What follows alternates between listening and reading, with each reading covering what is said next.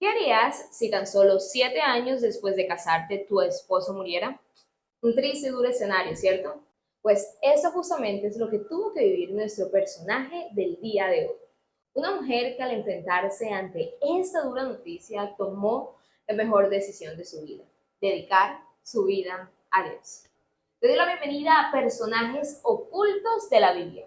Y en el episodio de hoy estaremos hablando de Ana, profetisa. Y si aún no sabes quién es, quédate para averiguarlo. Comencemos.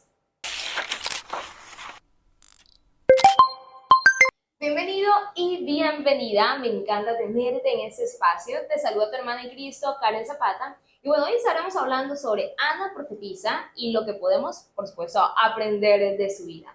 Ahora, para comenzar, quiero que me acompañes a la Biblia, específicamente al libro de Lucas, capítulo 2, verso 36 al 38, que dice: Estaba también allí Ana profetisa, hija de Fanuel de la tribu de Aser, de edad muy avanzada, pues había vivido con su marido 7 años desde su virginidad, y era viuda hacía 84 años, y no se apartaba del templo, sirviendo de noche y de día con ayunos y oraciones. Esta, presentándose en la misma hora, daba gracias a Dios y hablaba del niño a todos los que esperaban la redención en Jerusalén. Wow, esto es una historia que nos deja mucho por lo que pensar. Y antes de entrar de lleno en materia, vamos a colocarnos un poco en contexto. Entonces, en el momento de este relato bíblico, Jesús tenía pocas semanas de haber nacido y estaba siendo presentado en el templo según lo decía la ley. Allí los padres terrenales de nuestro Señor Jesús se encontraron con Simón, un hombre piadoso que esperaba la redención de Jerusalén, se menciona un poco antes de la historia de Ana, y se encontraron con Ana, una profetisa que estaba en el templo. A ambos Dios los llevó allí para que vieran la promesa que Dios había hecho a Israel de que el Mesías iba a nacer. Ahora, con esto en mente, creo que estamos listos para iniciar hablando sobre Ana, nuestro personaje del día de hoy. Y tenemos varios aprendizajes que podemos rescatar de su vida, así que vamos a comenzar con el primero. Entonces, primero, Dios la escogió. Aunque para muchos no valía por ser mujer, Dios decidió escogerla. Y aquí lo importante es notar que Dios había escogido a una mujer en medio de ese tiempo para mostrarse a esa generación. Aun cuando debemos de tener en cuenta que para los judíos las mujeres no tenían valor. De hecho, tenían ese refrán que decían: gracias a Dios no nací gentil ni mujer. De hecho, las mujeres no tenían entrada al templo, sino que en ese tiempo eran colocadas en una sala aparte. Ellas, para los hombres, no tenían la capacidad para tener un encuentro con Dios y no debían aprender de la palabra como los hombres. A los hombres desde los 12 años se les enseñaba las escrituras, a las mujeres no. Sin embargo, Dios dijo algo diferente. Dios decidió llamar a Ana, y luego en la Biblia podemos ver que no solamente llamó a Ana, sino muchas mujeres más, como las hijas de Felipe, por ejemplo, Felipe el Evangelista, uno de los primeros diáconos de la iglesia, el cual tenía 4 hijas que profetizaban. Es decir, Dios no solamente se bastó con llamar a una, sino que llamó a las 4 para que fueran un instrumento útil en medio de la iglesia primitiva. Y ante eso, ¿qué podemos decir? Podemos decir, creo, como dijo Pedro a los judíos, cuando decían que los gentiles no eran aptos para ser parte del cuerpo de Cristo. Y Pedro ante eso dijo: si Dios no se los ha impedido, ¿por qué nosotros sí? Y esa, querido amigo, querida amiga que me escuchas, esa es la pregunta que debemos hacernos el día de hoy. Dios está levantando una generación de hombres y mujeres llenos del Espíritu Santo para que les sirvan en las distintas áreas de la iglesia. Y si Dios los ha llamado sin importar su género y los está respaldando, los ha llenado de su Santo Espíritu, ¿quién eres tú o quién soy yo para detener lo que Dios está haciendo? El libro de Gálatas capítulo 3 verso 28 dice: ya no hay judío ni griego, no hay esclavo ni libre, no hay varón ni mujer, porque todos vosotros sois uno en Cristo Jesús. Entonces, déjame decirte que si tenías miedo porque tal vez había personas a tu alrededor diciéndote que no debías servir a Dios porque eras mujer, si Dios te eligió a ti, eso debe ser suficiente para seguir hacia adelante.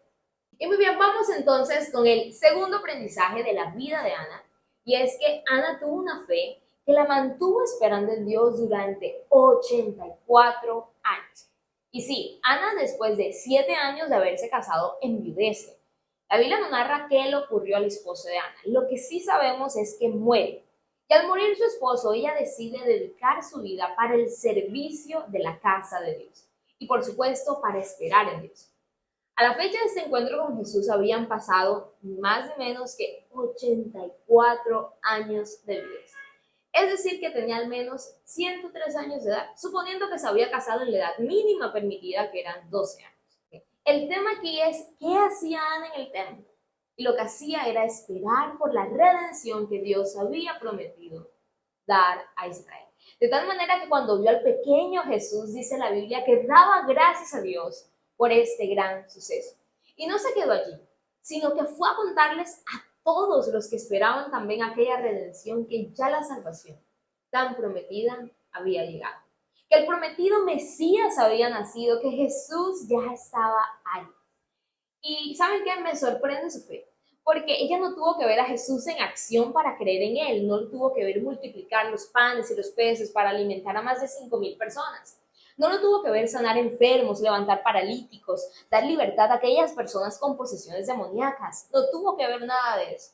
Solo lo tuvo que ver de niño, porque ya el Espíritu le había dado testimonio sobre él.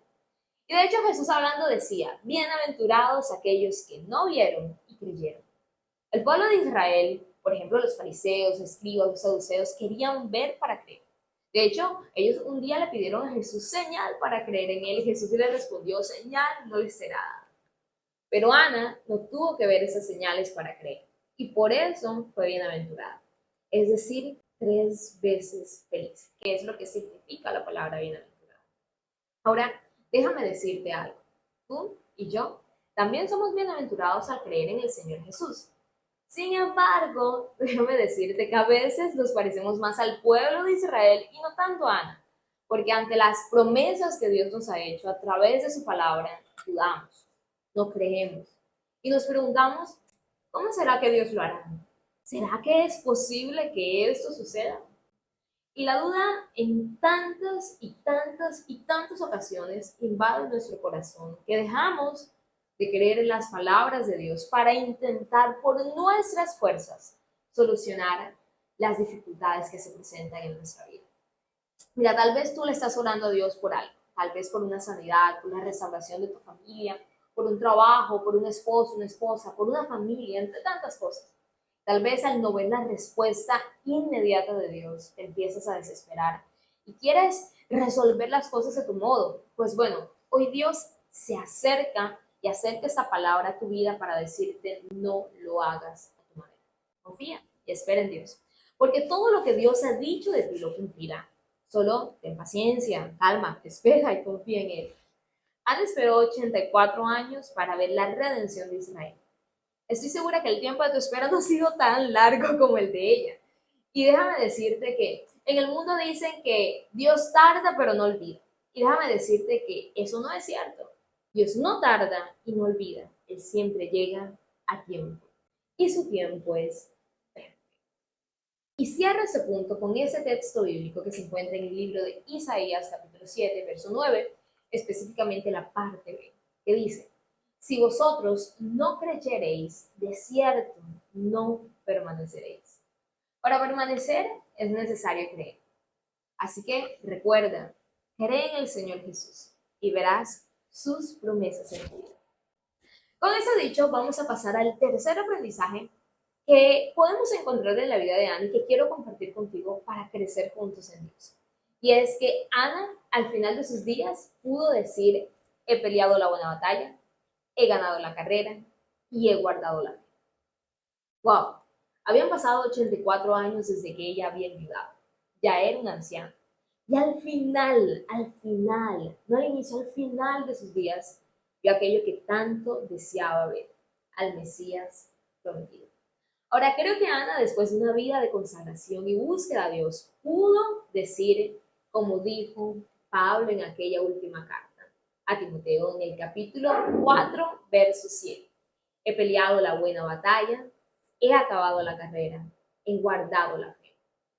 Y esa querido amigo, querida amiga, debe ser nuestra meta también. Cerrar el tiempo de nuestra vida en esta tierra sabiendo que, primero, hemos peleado la buena batalla. Aquella buena batalla que Pablo le dice a Timoteo que pelee en 1 de Timoteo 6:12, diciéndole, pelea la buena batalla de la fe. Echa mano de la vida eterna, a la cual asimismo fuiste llamado, habiendo hecho la buena profesión delante de muchos testigos. Es decir, Pablo le decía, esfuérzate en mantener la salvación que se te ha sido dada, no la descuides, no te distraigas, no la pierdas. Bien. Segundo, debemos partir de esa tierra sabiendo que hemos ganado la carrera. Pablo, hablando en 1 Corintios capítulo 9, versos 26 y 27, dice, así que yo de esta manera corro, no como la aventura.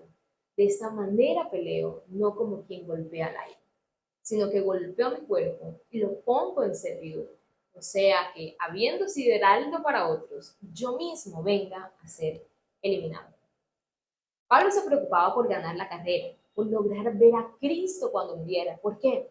Porque ese gran tesoro que hemos recibido de ser salvos, lo podemos perder si descuidamos nuestra vida en Dios. También lo dice el libro de Apocalipsis capítulo 3, verso 11, diciendo, o Jesús hablando a la iglesia de Filadelfia, que representa a la iglesia fiel. He aquí yo vengo pronto, retén lo que tienes, para que ninguno tome tu corona. Y déjame decirte algo, no se puede retener algo que no se pierde. Así que entendiendo que podemos perder nuestra salvación, hay que retenerla, hay que guardarla. Y la forma para hacerlo es viviendo de acuerdo al llamado que hemos recibido. Un llamamiento que es santo, puro y apartado del mundo para vivir para Dios. Estamos en un tiempo en donde hay muchas personas que enseñan que la salvación no se pierde. Pero la Biblia nos enseña algo totalmente distinto. Nos enseña que sí se pierde y que nosotros debemos retener aquella buena profesión y aquel llamado que se nos ha sido hecho y que debemos de guardar aquel tesoro que se nos ha entregado. Así que debemos ganar la carrera. Pero no solamente ganar la carrera, sino que llegamos a lo tercero y es que debemos partir de esta tierra habiendo guardado la fe. Ana, hasta el final de sus días, guardó la fe de que iba a venir su Mesías. E incluso de que un día lo vería. Ella mantuvo su fe. Pablo mantuvo su fe. Los apóstoles mantuvieron su fe. Nosotros hoy día debemos mantener nuestra fe hasta el final de nuestras vidas. Con eso dicho, cerramos el capítulo de hoy. La verdad es que hemos podido aprender muchísimo de Ana y de su vida. Y quiero que antes de irnos hagamos un breve recuento de lo que hemos aprendido y lo que podemos aprender sobre Ana. Primero, recuerda, Dios escoge para servir en su obra a hombres y mujeres por igual. Y aunque muchos enseñan que las mujeres no deberíamos servir en la obra de Dios, si Él te llama, no hay quien pueda detener su propósito en ti. Segundo, aprendamos a tener una fe como la de Ana, que aunque duró 84 años esperando la promesa de Dios, logró verla al final de sus días porque confió en el que lo había prometido. Y tercero, Ana es el testimonio de que se puede llegar al final de la vida habiendo peleado la buena batalla, habiendo ganado la carrera y habiendo guardado la fe. Aunque el camino es angosto, podemos llegar al final. Y cierro con esto. Ten en mente lo siguiente. El Evangelio no es una carrera de velocidad, por quién llega primero, quién logra más cosas. No, esto es una carrera de resistencia, en donde debemos resistir para llegar. Y así nos despedimos el día de hoy, invitándote a que nos coloques en los comentarios cuáles son tus aprendizajes favoritos sobre la vida de Ana o si hay algún otro que te gustaría compartir con todos nosotros. Y también compártenos sobre qué personaje bíblico te gustaría que conversáramos en un futuro. Recuerda que si aún no te has suscrito, te invitamos a que te suscribas al canal, compartas este video con tus amigos y familiares y por supuesto que estés pendiente para un próximo episodio de personajes ocultos de la Biblia. Dios te bendiga, nos vemos pronto. Bye bye.